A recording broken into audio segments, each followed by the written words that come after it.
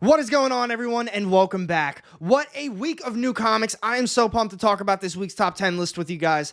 I picked up 11 total issues this week, so you know what that means. One of them did not make this week's top 10 list. I've got new books to talk about today from Marvel, Image, some awesome horror issues, and so many more. But before I get started on this week's top 10 list, as always, just be aware, there's definitely going to be spoilers. I get very excited talking about these books. I let some stuff slip up, but I do put a little spoiler tag down below in the corner to give you a heads up that a spoiler is about to happen. And now, let's start talking about this week's top 10 list. So now, before we get into the real top 10 list, let's talk about the book that didn't make the cut. I'm not going to be getting too in-depth with it, but we've got Marvel's Venom, issue number 10. This is cover A. We are officially 10 issues deep, and at this point, I think I'm going to be taking it off my poll list. This series is absolutely not doing it for me. I do like the artwork. Separately, I really like Rom V. I like Al Ewing as well. He just got done killing it on the Immortal Hulk, but now this series... There's two separate stories going on. We've got Eddie Brock, we've got his son Dylan Brock, and I don't really care about either sides of those stories right now. The last issue, I think, focused a lot more on Eddie, and this one did as well. And like the last one, this one, I don't know if it's just me, also felt very confusing to follow. We've got grayed out text boxes, we've got black text boxes, and at some points, I didn't exactly know who was talking, but I guess with the big reveal, this is going to be a massive spoiler. We found out all these different symbiotes are pretty much just different time periods of Eddie Brock. I didn't really like that big reveal. I thought it was kind of cheap. Like I said, not going to be getting too in-depth with this. Some cool action panels in this one. Like I said, too, I really like the artwork, but the story itself is absolutely not doing it. You guys think I should continue on with this one? Let's talk about it more down below, but for those reasons, this one did not make the top 10 list, and now let's get to the real list. And here we go, everyone. Kicking this top 10 list off first, we've got coming in at number 10. This is Marvel's new one. We've got Midnight Suns, issue number 1. This is cover A. Now, based on my Sunday's preview video, a lot of people were really hyped up for it. A lot of people were commenting, even saying that they think this is going to be their top pick of the week. People were excited. Personally, I was excited for it too, and I was hyping it up for myself. But with new Marvel stuff, I always keep my expectations just a little bit on the lower side. Now with this one, I did like the story, I really like the artwork, I like the dynamic between the characters, and the plot actually had me pretty intrigued as well. But you're saying, AR, you put it in at number 10, what happened? Now, this is where a little bit of bias comes in. I am a huge Strange Academy fan. It is my favorite ongoing series from Marvel right now. And if you are reading that series, you know what's going on at the Academy, you know how it kind of wrapped up. This doesn't make sense with what's going on with Strange Academy. I don't even think some of the teachers that were in this book are actually teachers from Strange Academy either. They kind of just took elements of the Strange Academy and made it its own thing in the Midnight Suns. Now, looking past that, bias aside, like I said, I like the action, I like the plot development of it, and just the character interactions were really well done too. Now, outside of a lot of introductions and a little bit of action, not a whole lot of other stuff happened, but I want to hear your opinions on this one down below, because like I said, I'm putting bias in this one mainly because I know what's going on in the Strange Academy series, and it just really isn't mixing all that well to me. And for those reasons, we've got coming in at number 10 this week, this is Marvel's brand new series. We've got Midnight Suns, issue number 1. Next up this week, we've got coming in at number 9. This is Marvel's series finale. We've got Miss Marvel and Venom, issue number 1. This is cover A. Now, before I get into this issue, my thoughts on the overall series, I hate that Marvel has been doing this lately. They did the same thing with the Moon Girl Devil Dinosaur series. This is a mini-series. This is not some cool little team-up one-shot between Miss Marvel and Venom. This is about 3 or 4 issues deep, and this is the series finale. If you pick this one up, mainly because you're a Venom fan, you are going to be very lost, and you're not going to know what's happening, especially because it is the series finale. They did an issue now with Venom, they did one with Moon Knight, and they also did one with the X-Men as well. And overall, I did think the story was very well done, but if you're looking to just pick up one of these issues, you're just not going to know what's going on, and I think that's a really bad thing that Marvel did. Just my opinions, though. We can talk about it more down below, but as far as this issue goes, I thought they wrapped it up very well, and overall, I think the series is very well done.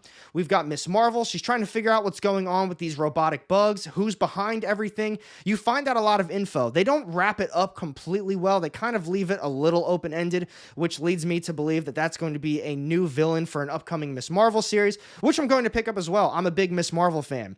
One thing about this issue in particular, I think that is something that a lot of, comic book speculators can look at, is this isn't Eddie Brock Venom. A little bit of a spoiler. This is actually Dylan Brock. So what are their actual plans with Dylan going forward? Is he going to be the upcoming new Venom that they're trying to do with maybe a new kids group?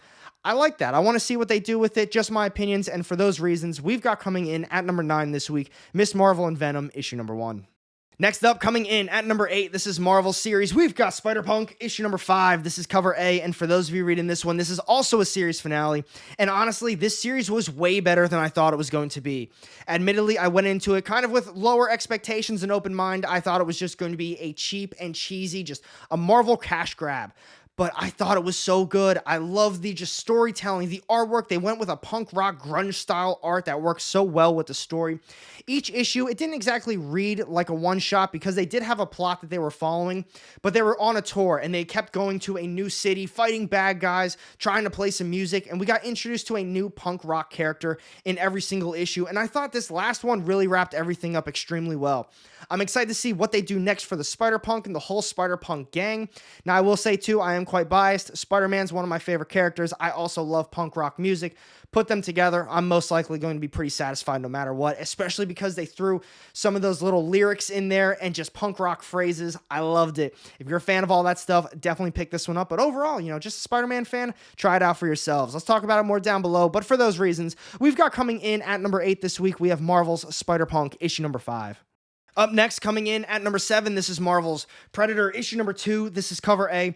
We are 2 issues deep, and I am absolutely sold on this series so far. I love the storytelling. I love the artwork. I'm a big monster fan, and I think Marvel is absolutely slaying it on the alien stuff as well. So with this series, I will admit, this second issue, not a lot of stuff happened at all. It was a little boring. We just followed our main character. She's trying to fix her ship while still trying to find the Predator that killed her family from the first issue. But here's why I'm putting it in as number 7. While not a lot of stuff happened, we did get a little bit of action that wasn't including the Predator at all. I felt very tense reading it the entire time. I was reading it and looking at the artwork thinking something could happen on the next page.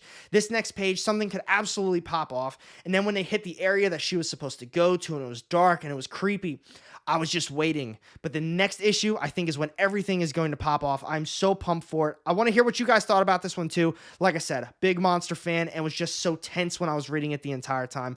I loved it. And for those reasons, we've got coming in at number 7 this week, we've got Predator, issue number 2. And now we've got coming in at number 6, this is Marvel's Daredevil, issue number 3. This is cover A. Now, while I'm not completely sold on this series just yet, this was definitely my favorite issue of the series so far. Now, before I get started on it, I always have to reiterate, I didn't finish reading Chip Zdarsky's Daredevil Volume 1, I didn't finish reading Devil's Reign, and I didn't read any of the tie-ins. So I am lost in some of those aspects. However, I did read enough of it to know that Luke Cage was taking over as mayor, or at least he was about to take over as mayor. And I know the Stromwyns played a huge role in the first half, maybe even the second half of the story that Chip Zdarsky was telling too. And that's who played a big role in this issue. So it was kind of bringing everything together that I already knew, so I didn't feel too lost. They're starting to progress the story a little bit more as well. And I want to know what the Stromwyns are up to. They're an extremely powerful family, and it seems as though they're even more powerful now. I don't know if I missed out on something from the last run. You can comment it down below. I don't care about spoilers at this point. It's my fault I didn't read it, but I want to know what's going on in the story now. Outside of that, the artwork is phenomenal. I love the action, and it's just so dark and gritty. It goes well with the Daredevil character, and they're starting to tie it into the Punisher series as well. I am pumped. I'm looking forward to both of them now, and for those reasons, we've got coming in at number 6 this week, we've got Chip Zdarsky's Daredevil, issue number 3. And here we go, everyone. We are down to the top 5 issues of the week. So coming in at number 5, this is Dynamites, The Army of Darkness vs. Reanimator, Necronomicon Rising, issue number 3. This is cover A. This has been such a fun series so far. I'm really enjoying it. I like the artwork and pretty much anything with Ash, Evil of Dead, Army of Darkness. I'm going to love it. I love the last series as well. It is very cheesy, but if you know those movies, you know that character, you know cheesiness, and those little one-liners are going to be coming. With this one, though, I went into it knowing not a single thing about the Reanimator, Herbert West, but in the first issue, you learn a lot of info about him. You learn what he's about and kind of his motives behind everything. Throughout the series, you learn a little bit more about him. They're starting to release a little bit more info, but if you did read the first 2 issues, you know there's kind of 2 separate plot lines going on. You've got Herbert West and everything he's doing with the Necronomicon. You've got Ash on the other side and that other lady that's telling him he's basically the chosen one. In this issue, everything comes together. They get shot through that portal. That's what happened in the end of the last issue. All hell breaks loose. Tons of action with the Deadites, and you learn a lot more info about kind of where they are. Big fan of this series. If you're a fan of just Army of Darkness or the Reanimator, well, definitely both then. Definitely check this one out as well. And for those reasons, we've got coming in at number 5 this week, we've got Dynamites, The Army of Darkness vs. Reanimator, Necronomicon Rising, issue number 3. Next up at number 4 this week, we've got AWA's Sacrament, issue number 2. This is cover A. Now, that's another one that I highly recommend from AWA right now. They are absolutely killing it. I know it's only 2 issues deep, but I feel so invested in the story already. So it's set in the future. We're mixing sci-fi and religion. We've got exorcisms going on. Religion is outlawed. We've got a priest on the run. He's kind of a little drug addict as well. There are so many different angles to this plot. I am loving it. In this one in particular, it picks up where the last one left off. We learn a little bit more about the priest's past, kind of some of the stuff that happened to him and some of the memories that he was trying to forget, but he's been losing his faith. He doesn't really know exactly who he is as a priest anymore, but in this one, he sees the demons and he's starting to think, were they actually real this entire time? I love all the different angles to this one. Let's talk about this one a little bit more down below. I don't want to spoil anything else for you, but for those reasons, we've got coming in at number 4 this week, we've got AWA's Sacrament, issue number 2. And next up on my list this week, folks, we've got coming in at number 3. This is Image's brand new one. We've got 10,000 Black Feathers, issue number 1. This is cover C. I was so hyped up for it. I was really pumping it up for myself. I was hoping it was going to get my number 1 read of the week. Sadly, it didn't. It came in at number 3, but that doesn't mean it still wasn't an extremely good read. However, if you don't like Jeff Lemire or you're not a big Jeff Lemire fan, you're not an Andrea Sorrentino fan, you're most likely not going to like this one either. I've read almost all of Jeff Lemire's stuff, and I feel as though with him as a writer, you really need to see his entire vision. You need to read his series completely through to get the entire story. He leaves a lot of stuff out, and he always brings it all together at the very end and wraps it up quite nicely. And I feel as though that's exactly how this one is going to be. For a first issue, it felt very tense. I felt involved with it. We get introduced to a couple of the different characters. We don't really learn a lot about them, but something obviously happened between them both. We get shot back to a couple flashbacks. We get put back in the present time, and things happen from there. Like I said, a lot of introductions, not a lot of stuff happens, but I really liked how this first issue ended. I'm excited to see where they go with it. Let's talk about it more down below, but for those reasons, we've got coming in at number 3 this week, we've got Image's brand new one, 10,000 Black Feathers, issue number 1. And now we're down to our top 2 issues of the week, everyone. So coming in at number 2, this is Images, A Righteous Thirst for Vengeance, issue number 11. This is cover A, and this is the series finale. So it was set 10 years in the future. Our main character is sitting there right on the front. His name is Xavier. And I'm going to leave it at this. I think it was almost perfect. There's nothing else I would change about it. I thought it was extremely satisfying. I loved every single ounce of this ending. I felt a little confused as we were going through some of those pages, but once we figured out what was really going on, that was it. I'm going to leave you with that. The rest of the series, admittedly, I felt a little unsure about it up until I think issue number 6 when all that craziness happened, and then we got shot a couple months into the future. We learned a little bit more about Sonny as well, but I'll tell you what, this is an absolute must-read. I loved every single bit of it. So for those reasons, we've got coming in at number 2 this week, we've got Images, A Righteous Thirst for Vengeance, issue number 11. And this is it, everyone. My top read of the week. We've got coming in at number 1. This is Images, The Silver Coin, issue number 14. This is cover A.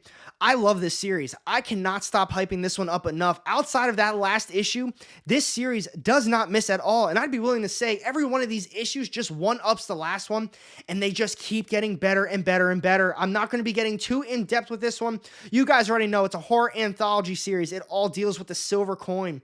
We've kind of got 2 different stories going on, and then it all ties together at the end. But this one, kind of the main plot is just dealing with jealousy. I'm going to leave you with that. This issue, the last issue I just got done talking about, we need to talk about those more down below in the comment section, but this one absolutely taking the crown this week at number 1. We've got Images, The Silver Coin, issue number 14. I'll tell you what, everybody, this was another fantastic new comic book day. So many good books. The Silver Coin, issue number 14. A Righteous Thirst for Vengeance, issue number 11. That one easily could have been number 1 as well, but man, this Silver Coin, issue number 14, phenomenal on every level. Be sure to comment down below what your top read of the week was and which ones you think I missed out on as well. And thank you for watching this video, everyone. If you did enjoy it, be sure to hit that thumbs up button. And if you don't want to miss out on any of my upcoming content, go ahead and hit that subscribe button down below and the little bell to get notified every time I drop new videos. You won't regret it. And I've got 2 more sitting off to the side here with more of my comic book content. Click on one of those and I'll see you in the next one. Have a great day.